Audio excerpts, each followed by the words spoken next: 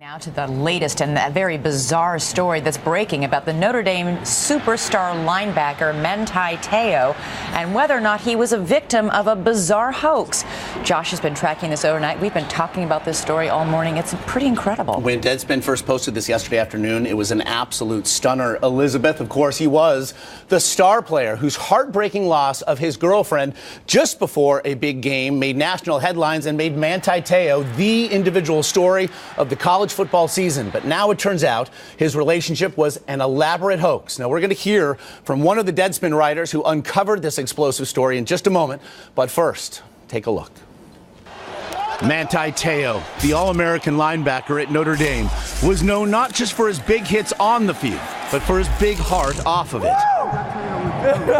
His story of overcoming the loss on the same day of his grandmother and then his girlfriend, Lene Kekua, foregoing Kekua's funeral to then play Michigan, only added to his growing legend. How would you describe your emotions on the field tonight? I mean, they were with me. I miss them. The fame turned him into a contender for the Heisman, and the raw emotion humanized him. She made me promise that she said, babe, if anything happens to me, you promise that you'll stay over there and that you'll play.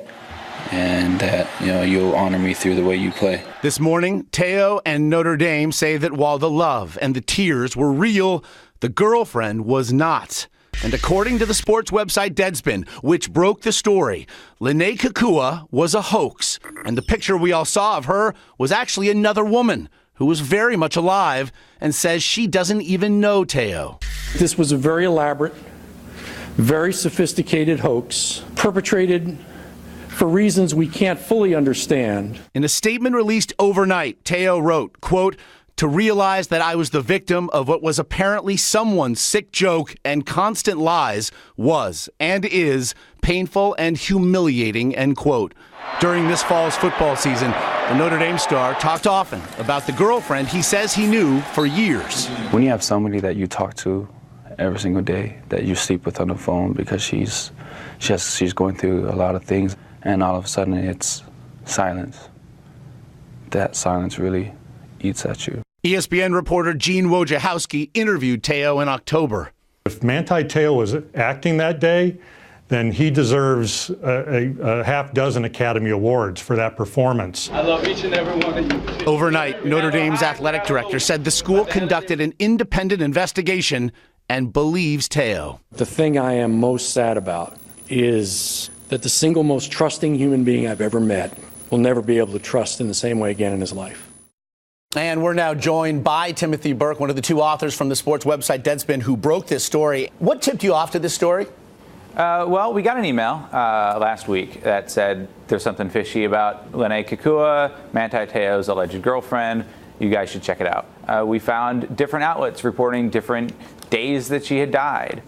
We had stories, reporting that they had met in 2009, and when we now know from the South Bend Tribune reported today, and they said, Brian Te'o, Manti's father, is the one who told us that they met in 2009, and we now know that that's not true because they never met in person at all. And again, you mentioned a year-long hoax. The big question this morning: why would this be perpetrated at all?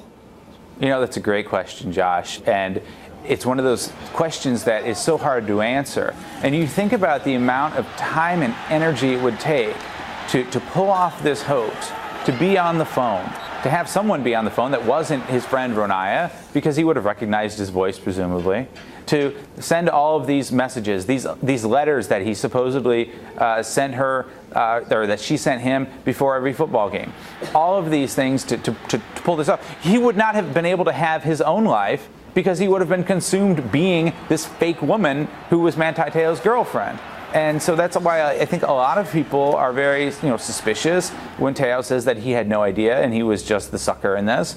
Because why would somebody go to such great lengths to hoax him like this? As somebody who led this investigation, do you believe that Manti Te'o was not at all complicit in this hoax? I think that there are some questions about when he became aware of it. We expect to hear from Manti Te'o soon, perhaps as soon as today. What questions then for you do you need Manti Te'o to answer? I want to know if he told his father this made-up story about how they met in 2009.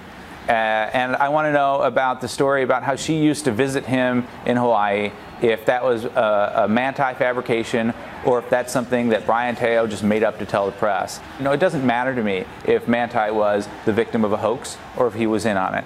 I really just sort of want to know the truth about how the media came to report these things, because once the media reports something, it becomes part of the story, even if it's not true. So how did those things come about? Those are the questions I would want to ask Manti. Part of the story in this case, perhaps part of the myth. Timothy Burke of the sports website Deadspin, which broke this story. We appreciate your time this morning. Thanks, Josh.